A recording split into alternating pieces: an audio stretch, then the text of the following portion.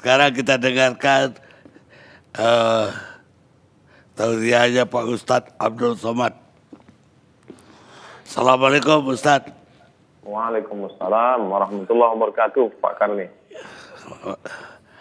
Pak Ustadz udah mendengar tadi apa aja alasan dari masjid-masjid yang masih saja melaksanakan ibadah berjamaah. Mereka juga berkeyakinan bahwa itu lebih bermanfaat dibanding sholat sendirian di rumah. Mungkin perlu penjelasan lebih jauh dari Pak Ustadz Abdul Somad. Bismillahirrahmanirrahim. Assalamualaikum warahmatullahi wabarakatuh. Alhamdulillah wassalatu wassalamu ala rasulillah wa ala alihi wa sahbihi wa man tabi'ahu wa mawalah. Pak Karni beserta seluruh alim ulama, masyarakat, tak dapat saya sebut satu persatu. Saya menjelaskan secara fikihnya dulu. Dalam sebuah hadis dikatakan, idza sami'tum bihi fi baladin, kalau kamu mendengar ada suatu wabah di suatu negeri, fala taqdimu ilaihim, janganlah kamu datang ke negeri itu. Dan kalau wabah itu terjadi, kamu berada di dalam negeri itu, fala takhruju firaram minhu, jangan pula kamu keluar dari negeri itu melarikan diri. Inilah yang disebut sekarang dengan social distancing atau lockdown atau PSBB.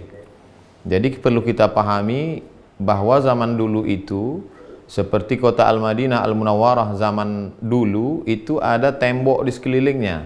Lalu kemudian ada pintu gerbangnya. Jadi kalau terjadi suatu wabah di dalam negeri itu, orang yang berada di dalam tembok itu tidak boleh keluar, dan orang yang berada di luar tidak boleh datang ke dalam. Nah sekarang skopnya lebih kecil lagi, karena wabah ini tidak hanya di suatu negeri, tapi dia sudah masuk ke dalam rumah, dan kita tidak tahu rumah siapa yang sudah didatangi virus COVID-19. Hampir semua. Jadi saya tidak tahu bahwa rumah tetangga saya ada, bahwa rumah orang yang kaya, pejabat juga bisa kena. Dengan kita dengar berita banyak, maka tidak ada solusi lain kecuali kita tetap di rumah kita masing-masing, karena rumah kita saja yang steril. Jadi kalau dulu suatu negeri, sekarang skopnya lebih kecil, hanya di rumah saja. Lalu kemudian hadis lain disebutkan, firra minal majzum, larilah engkau dari orang yang terkena penyakit menular, firaraka minal asad, seperti engkau lari dari singa.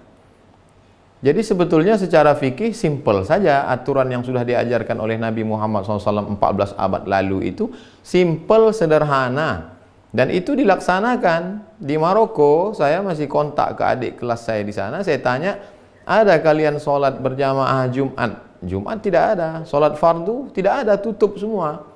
Di Mesir juga begitu.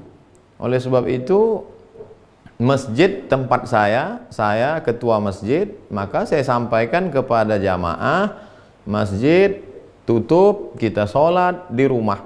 Saya buatkan video tutorial dari mulai tarawih di rumah, witir di rumah, tadarus di rumah, sholat zuhur pengganti Jumat, bahkan sampai di video tutorial itu sampai ke sholat Idul Fitri di rumah, lengkap dengan dalil-dalil fikihnya. Tapi kan yang jadi masalah, tidak semua ketua masjid didengar oleh jamaahnya. Di beberapa tempat justru ketua masjid itu dikudeta oleh jamaahnya. Jadi dia dipecat jadi ketua masjid. Karena memang masjid itu dibangun oleh jamaah, ustadz-ustadznya diundang oleh jamaah, keuangannya murni jamaah. Maka ketika ada larangan, mereka bisa berkata, ini masjid kami yang bangun semuanya. Maka jadi sebenarnya masalahnya tidak sesimpel sederhana fikih. Tapi di sana ada masalah sosial, di sana ada masalah ekonomi. Jadi ketua masjid hanya bisa melakukan apa yang dia mampu saja. Bahwa di masjid itu saya membagi jamaah masjid itu 3 level. Yang pertama, yang hebat-hebat seperti harimau, dia makan orang satu, itu setahun dia tidak perlu cari makan lagi, kenyang setahun. Ini jamaah yang paling hebat. Yang nomor 2, ular sawah. Dia kalau makan kambing 1 kali, sebulan dia tidak perlu cari makan. Ini pun juga selamat. Tapi ada jamaah kita yang ayam kampung. Dia ceker pagi, makan siang, cari siang, makan sore. Maka ini yang kita data. Kita data berapa orang jamaah yang mampu-mampu tadi, kita buka rekening, kita terima bantuan, kita salurkan ke jamaah kita. Tidak kita ajak ke masjid, tapi mereka punya keterikatan emosional dengan masjid. Dulu ketika masa sulit, kamu dibantu oleh masjid. Ketika di PHK tidak ada kerja, sulit makan, maka masjid menolong. Maka bantuan ini kami bagi menjadi 3. Tanggal 10 April persiapan Ramadan, 10 Mei persiapan Idul Fitri, 10 Juni andai ini berlanjut. Nah, jadi tidak hanya sebatas fikih, tapi di sana ada masalah sosial. Nah, di sanalah ada wibawa negara, wibawa kekuasaan. Oleh sebab itu, insya Allah jamaah akan mendengar kalau mereka perutnya kenyang, kalau mereka ada bantuan dan lain sebagainya. Jadi kalau berkutat masalah fikih ini kita tak akan selesai, karena dia akan pakai pendapat ini, pendapat ini, pendapat ini, banyak sekali. Tapi yang saya terapkan di masjid di tempat saya, kita tutup sampai nanti insya Allah ini damai, selesai, barulah kita buka lagi sholat. Tentang masalah sholat tarawih, orang bisa sholat tarawih di rumah, karena Nabi SAW pun sholat tarawih malam pertama, malam kedua, malam ketiga, Nabi tidak keluar lagi. Khasyitu an tufrada alaikum, aku khawatir nanti diwajibkan kepada kamu. Maka Nabi sholat sendiri. Lalu kemudian bagi yang ingin sholat tarawih di rumahnya, maka dia berjamaah. Begitu juga dengan witir, begitu juga dengan tadarus Al-Quran. Adapun tentang masalah sholat Jumat, man tarakal jumu'ata salasa marratin, siapa yang meninggalkan sholat Jumat 3 kali tahawunan, karena menyepelekan Jumat, karena meremeh-temehkan Jumat. Adapun pada saat takut, pada saat khawatir, maka dalam Islam diajarkan la tulqu bi aidikum ila tahlukah, jangan kau jerumuskan dirimu ke dalam kebinasaan. Hanya saja memang wabah zaman dulu berbeda dengan wabah zaman sekarang. Wabah pada zaman dulu hanya terjadi di Mesir saja. Syekh Ali Jum'ah pernah menulis bahwa dulu penduduk Mesir pernah 20 juta, lalu ketika diserang oleh wabah hanya tinggal 2,5 juta saja. 17,5 juta semuanya habis. Bahkan ketika mereka ingin menolak bala ini, mereka kumpul bersama, membaca Sahih Bukhari, bertawassul kepada Allah, diharapkan dengan membaca Sahih Bukhari ini maka wabah ini akan hilang.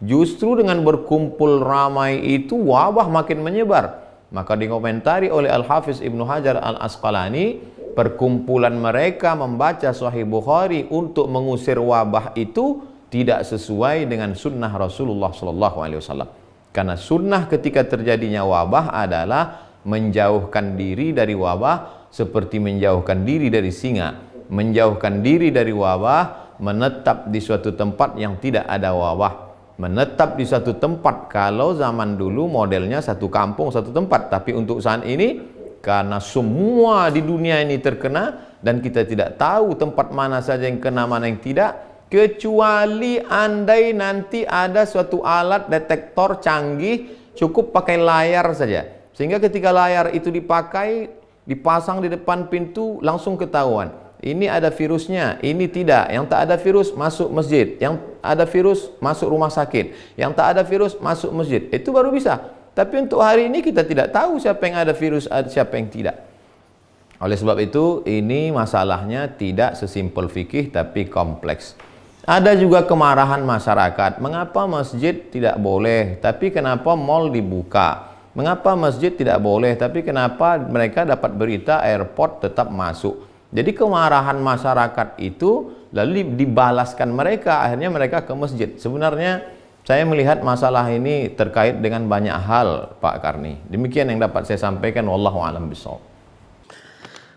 Baik Ustadz, mudah-mudahan walaupun tausiah pendek, tapi mudah-mudahan bermanfaat untuk masyarakat banyak.